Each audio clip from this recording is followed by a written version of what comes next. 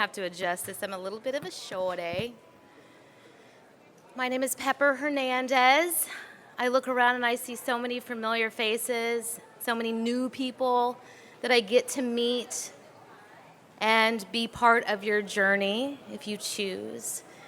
So that was such an introduction. You know everything about me now. I feel like I don't even need to explain who I am or what I'm doing here today.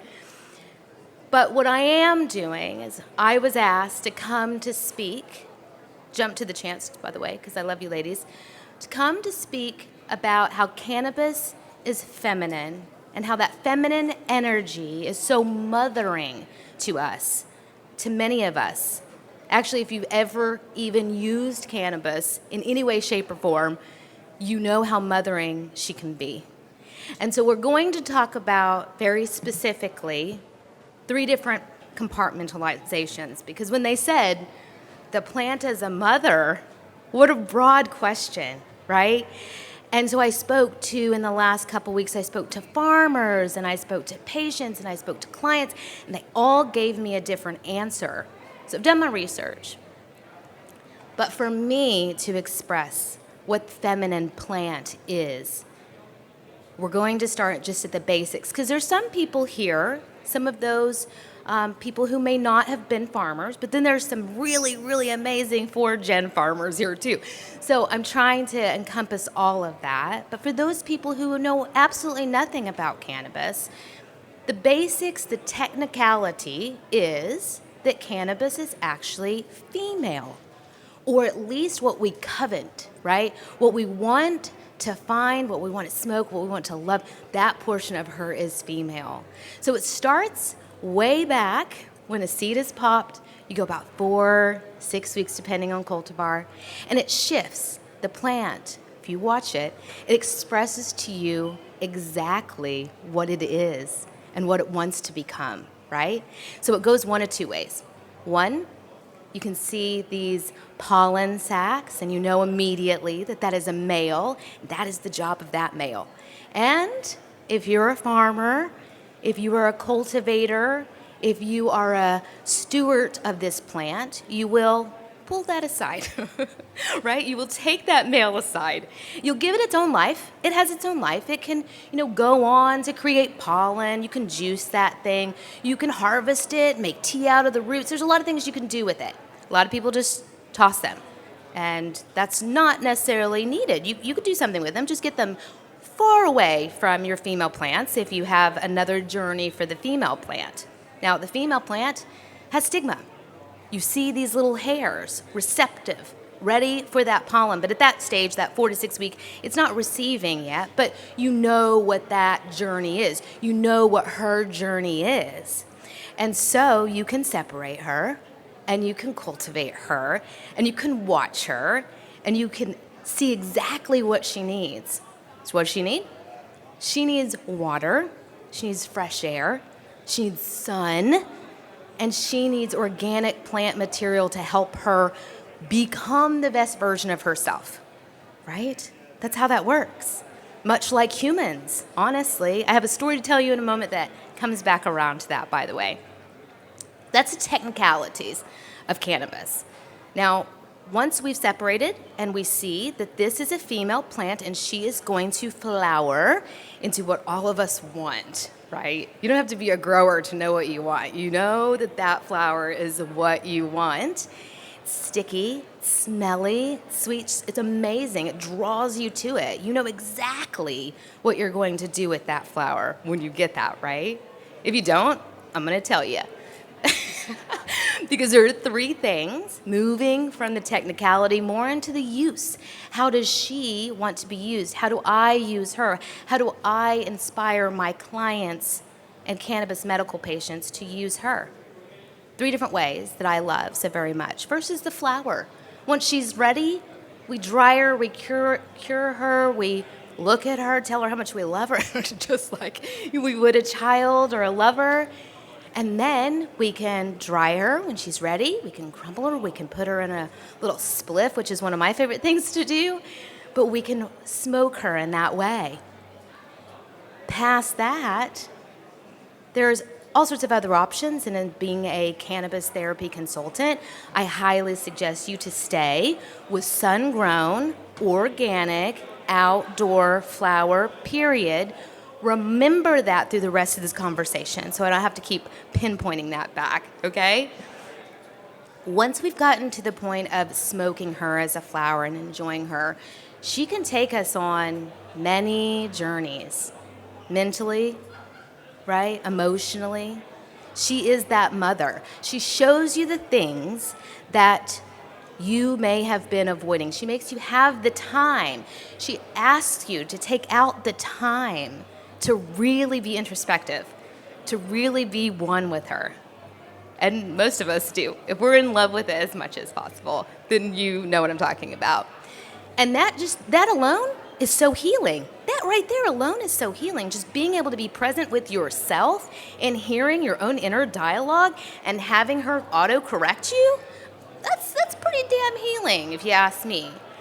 So a second way that I utilize her is through applying her topically on my body. I do a old school crock pot method. Now, this isn't the best method. This is my method, and this is the one I like, and this is the one I use. There are a lot out there. But I do a crock pot method. It's 12 hours on, 12 hours off, 12 hours on, 12 hours off. I put her plant material. I use the stems. I use the leaves. I use the flower. I use her all of her. And I put her in, depending on how I'm going to utilize that oil. I either do a jojoba oil, shea butter, and coconut combo for the skin. You can do all sorts of fun things, right? Or if I know that I'm going to possibly ingest her or I'm making her for a family member, then I will just use the coconut oil if their bodies accept coconut oil. So those are delivery agents to get them in. I recently came back to using a few drops of castor oil in my topical, and off the charts. And I'd kind of forgotten about doing it. But this is from my own personal, so I'm giving y'all some secrets. You probably already know them, but if you don't, if you're new to cannabis, here you go. The third way that I utilize cannabis is my all-time favorite, and this is what I speak around the world on, is juicing. Juicing and live plant matter. Okay? Don't have to get her all the way to flower if you're not a novice, right? You don't have to get her all the way there. You can just juice the leaves. Now, there's a little bit of a difference between the sugar leaves and the fan leaves and how to utilize them. Don't juice the sugar leaves, just eat those puppies. The big fan leaves, juice them if you have a lot of them. But you can also freeze the leaves. Freeze the leaves and put them right into your smoothies, just like you would be utilizing kale or spinach or any other plant matter. She loves that. She wants to get into your body in whatever way she can. That's what she tells me anyways. So, it's true story. So, juicing, eating those leaves raw in a salad, you could do that. You can absolutely do that. And that's what I mean by non-psychoactive expert. When people hear that, they think, oh, she talks about CBD. Could be further from the truth. Don't isolate don't isolate a cannabinoid. In the cannabis plant, she's female, and the females actually produce more cannabinoids than the males. Go figure, right? She knows what she's doing. And so you can juice the males, you can utilize those, you can eat them, that's totally fine. Or if you're doing mass production, like hemp or something, put that in textiles. Put that in fabrics. Put that there. I love that idea. But as far as true medicinal medicine, from my perspective and my scope of over a 10-year, it's more than a decade-long experience in Humboldt County with cannabis, juicing female tops or their sugar leaves or the fan leaves and eating them raw is incredibly, incredibly valuable. And I thought about whether I'd share this or not, but I will. I had a cancer scare, about 8 years ago. No one knew about it. I didn't tell a soul for years because I didn't want anybody to think of me. You know, I didn't want anybody to send out bad vibes or sad vibes or uncomfortable vibes. I didn't need it because I was working. I had a job. I knew I was going to be okay. That was just a diagnosis. And instead of going with my colleagues, which were MDs and in the allopathic world, instead of going in that direction with what they said, which sounded just terrifying, by the way, every single cell in my body was vibrating no, I decided to go the juicing route. Now, I couldn't get altered. There was just no way possible because I was seeing so many people that I just couldn't. So what I did was I went out to my brother's farm out near Alder Point. Y'all know where that's at. And just got a whole bunch of leaves, froze them in ice cube trays. So I would have an ounce. If you look at the ice cube tray, that each of those are an ounce. I would have them an ounce a day. I added them to a type of non-dairy milk that I chose at the time. I think it was almond. I don't like almond now, but that was the thing 8 years ago. And I made what I called shamrock shakes. And it was gross. It's as gross as it sounds. But, you know, I'm actually, no, sorry, it's fine. It's amazing. Try it. Now I encourage people to add things, not just the ice cube and almond. I have a whole recipe book coming out with it, with different recipes that I've tried in my life.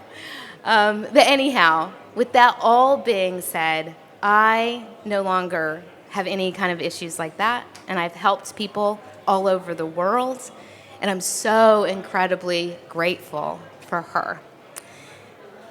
I have one small little story to share before I go because I think I need to wrap up my time. No, don't share, or no, don't. So I fly around a lot. This is my personal little story. I fly around a lot. I just flew in yesterday. I've been in Europe for 5 weeks, flying out in the morning.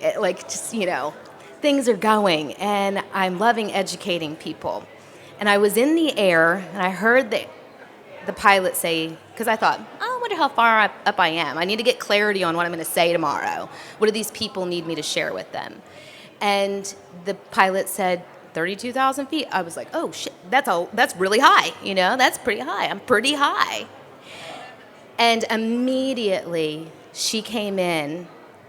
I wasn't altered. I hadn't consumed, but we just have that vibe together. And she came in and she said, cannabis, in the way you treat it, is exactly what we need to learn as feminine energy, right? You take a plant, and I've grown for a decade. You take a plant, you put it in sunlight with organic soil, perfect. You take it, you put it in artificial light with synthetic compounds, you see what that is, right? It's the same thing as women, people who identify as women, masculine energy. If you're a human, that was the message that she gave me to share with you, is pay attention to the soil that you root yourself in. Pay attention to getting enough positive energy via the sun for her, but also love from us, right? And make sure you pay attention to what you're putting in your body. Not just the organic foods, because people can do that, but also the friends and the people you surround yourself and the mental self-talk that you do. So with that, that's what she taught me yesterday in the air. Thank you all so much. I will be around for a short period of time if you want to tune in or ask questions. But today, there is so much coming.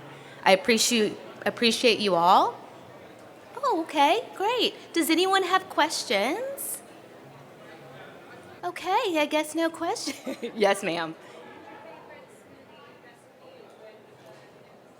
Today, I have a lot of them, so every day is kind of a little different, just like a human, we're all changing. My favorite one today is a pretty big one. So it's banana, organic banana, 5 cannabis leaves. By the way, all you have to have is 5 cannabis leaves in your smoothie. That's it. It'll do the trick. 5 cannabis leaves. I put a little bit of lion's mane in it. I put hemp seed, organic hemp seed in it. And I put cacao powder, cacao nibs, and I mean, this is a big list. Pearl powder, that is my jam right now. I've been just crushing that one for a while. I love it. Thank you for asking. It reminds me of how much I love that one. Yeah. Yes.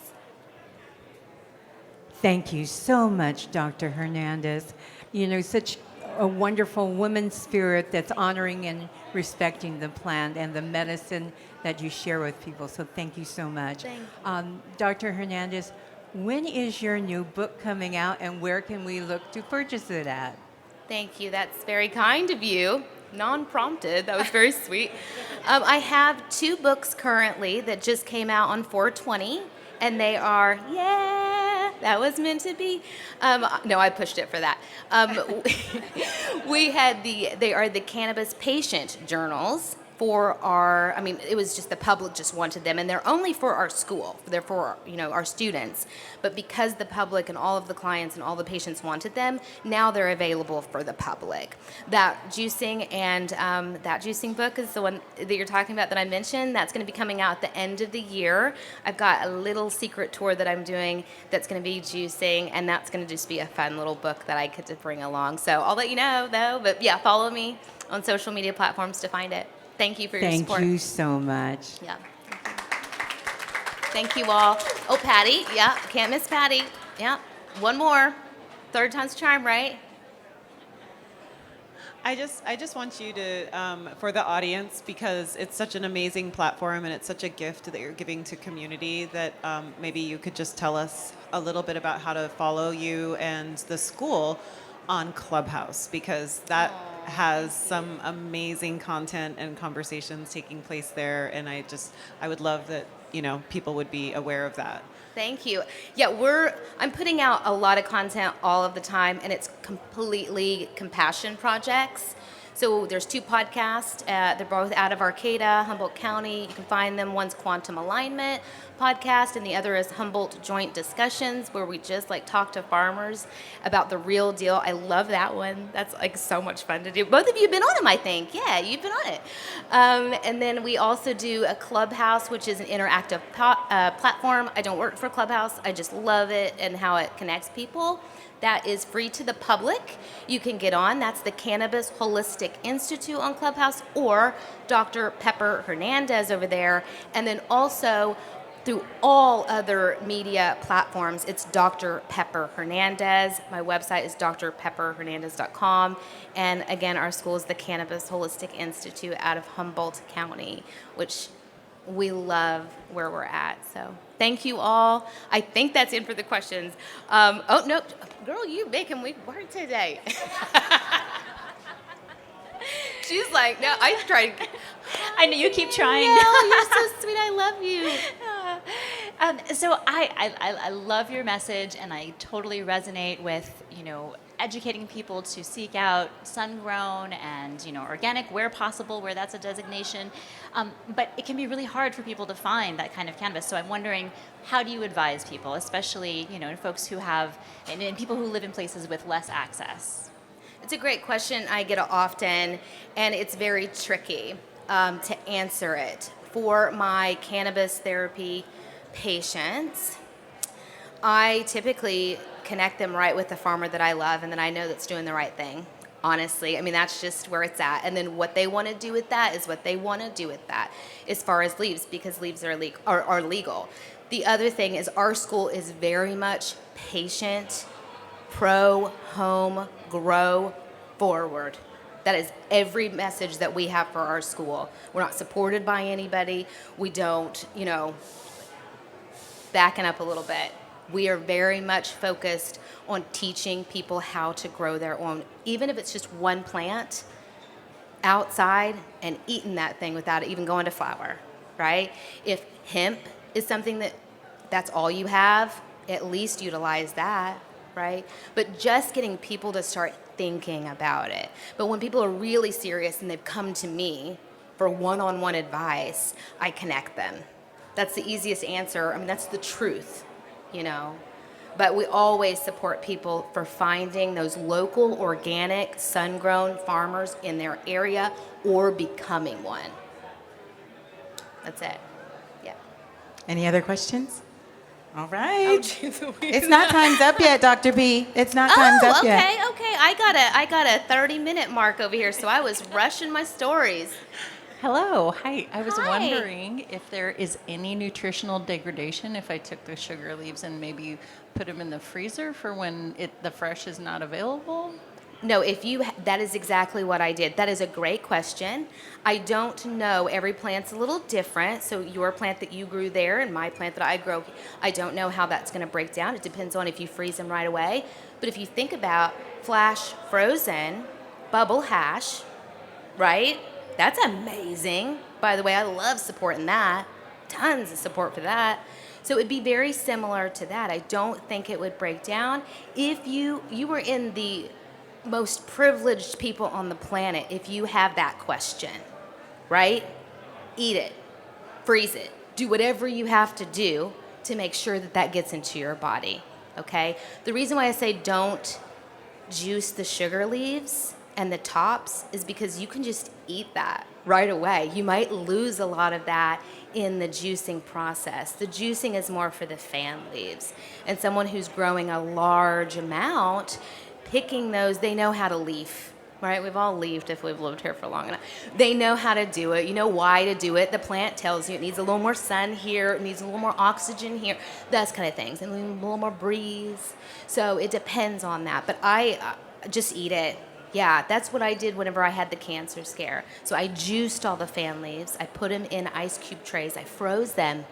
And that ice cube tray was 1 ounce in each square. And then I had them throughout the winter because I knew I wanted sun-grown, outdoor, organic. I know that's what my brother grew. I knew which cultivar he grew. I knew that it was highest in these particular terpenes and these particular cannabinoids. And the universe was just yellow brick road for me. Right? I mean, there was nothing else but this is your path. Do it today, right? And so I did. I went out and dodged some helicopters, picked some leaves, did all the things we got to do. But I survived, and I don't have any kind of things like that. Yeah, but she's been with me since I was born. Like literally, my parents engaged, and then I grew up with plants around me as a baby. So it's just basil to me, So it is. Thank you. Thank you so much. Thank you all so very much. I love you all. I encourage you to use cannabis in raw form. I also want to say I think Dr. P might be here a little bit longer, but if you want to catch her, you'll want to be at the Women Weed Wellness booth over there at number 3 and check out all the wonderful things we do.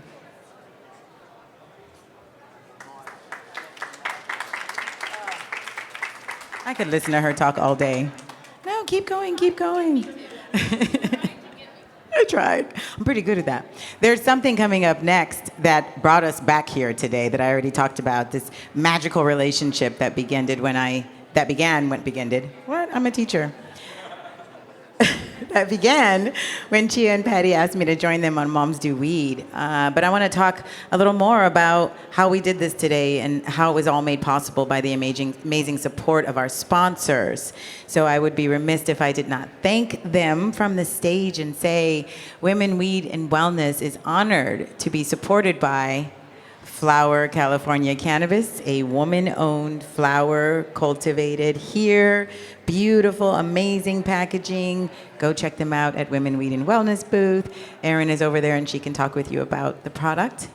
In addition to Dragonfly Wellness Center, 7 Stars Holistic Healing Center, Alchemy 29, Happy Fruit. Happy Fruit's back there in the back. Say hi, Nicole. Substance Premium Pre-Rolls, Marvin Garden 710 CBD, Milo Group, and Sunshine Gold. And Christina of Sunshine Gold is also over at the booth. Oh, she's right here. So I definitely want you all to say thank you with us because this was made possible by our generous support of our sponsors. So we're about to get ready for something special. And I think we got to get some mics and some other things ready, and we'll be right back.